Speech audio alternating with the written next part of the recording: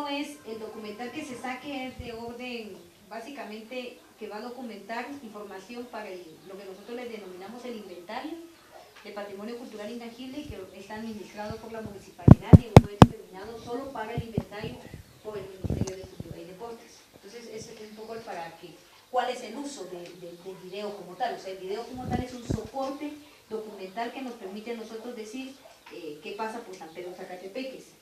La otra parte que quisiera comentar es, me imagino que don Rodrigo les habrá dicho, pero si no voy a ir por las partes, ¿verdad? Dos cosas muy particulares. Una, en el 2007, perdón, aproximadamente, lo que nosotros, yo creo que ustedes lo conocen más como las pachitas que como el ceremonial de la pacha. No sé cómo lo conocen ustedes acá, que eso es lo que vamos a platicar, pero lo que algunas comunidades le llaman las pachitas, ¿verdad? O el ceremonial de la pacha, o el pregón, ¿verdad? Que son las formas en que se conocen aquí en San Pedro San Marcos.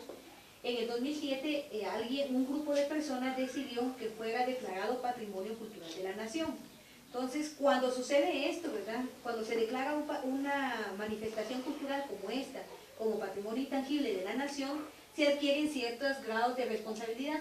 Depende de quién fue quien estuvo atrás de estas declaratorias, por un lado, pero también hay un elemento clave que se vuelve fuerte en el 2006, cuando Guatemala le dice sí a la UNESCO, ¿verdad? También ratifica la Convención Internacional, y es que nosotros tenemos que hacer todo con el consentimiento previo, libre e informado de las comunidades. O sea, nosotros no podemos pasar sobre las comunidades si no son con el consentimiento previo, libre e informado. O sea, es un principio digamos, de esta declaratoria. Cuando en el 2000, más o menos eso fue 2010, empieza un grupo de personas a querer empezar a trabajar y decir que este ceremonial, por lo importante que se vuelve, ¿verdad? Como en el sentido del calendario maya, es importante también que sea elevado a patrimonio cultural de la humanidad. Aquí ya es en el nivel internacional, o sea, a nivel de todo el mundo.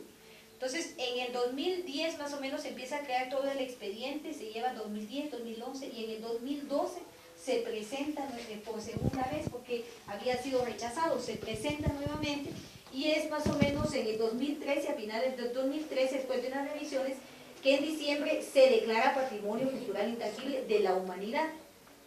En ese momento, uno de los argumentos que se hablaba era que había muy poca gente practicándolo, se hablaba que solo eran ancianos, ¿verdad? Que era eso el riesgo un poco. Y el otro tema, la presión social que existe, pues también, ¿verdad? Porque los muchachos y las niñas a veces ya están más metidos en otras cosas y ya no, muchas veces van perdiendo como el sentido de valor de lo que es su cultura.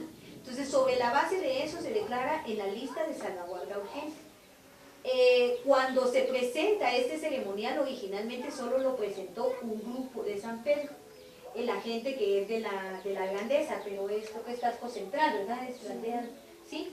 Entonces ellos son los que presentan, son como los pioneros en decir aquí estamos y esto es lo que hacemos.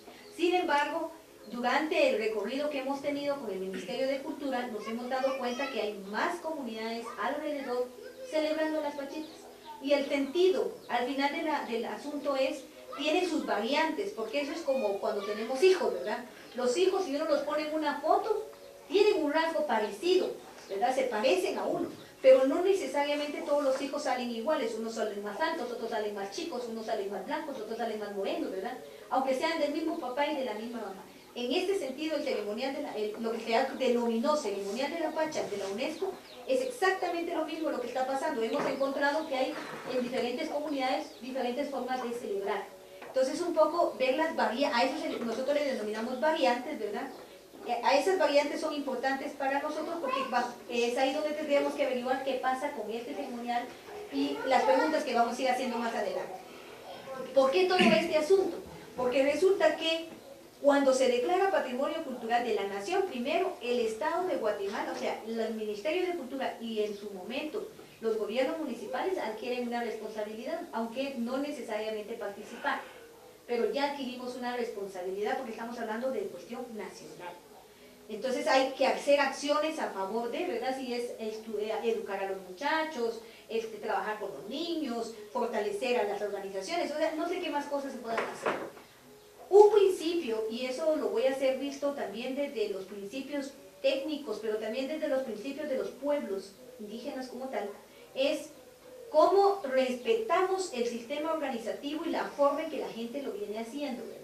Y reducimos el peligro, porque un peligro que se puede dar muchas veces es que la gente asuma y diga, entonces nos van a venir a ofrecer o a dar cosas, ¿verdad? Y ese es el sentido menos conveniente para las manifestaciones culturales, porque ahí se pierde muchas veces el sentido integral de la manifestación y el sentido de comunidad de los pueblos. Los pueblos indígenas por naturaleza somos gente que se integra y no somos gente pedigüeña, somos gente que aporta. Entonces, en esa misma lógica es que quisiera que tuviéramos esta misma entrevista. La búsqueda es poder aportar, poder ayudar, saber qué es lo que tienen, pero también saber cómo ustedes aportan a mantener su cultura, que es parte de su identidad, que es parte de su ser. O sea, porque estamos hablando de ustedes mismos cuando estamos hablando de esto. El que secunda este documento, esta solicitud, adquiere la obligatoriedad también de aportarle a su pueblo el mantenimiento de estas manifestaciones culturales. O sea, aquí estamos hablando, no solamente, no es el alcalde actual en sí mismo, son los gobiernos municipales que estén de aquí en adelante, ¿ya?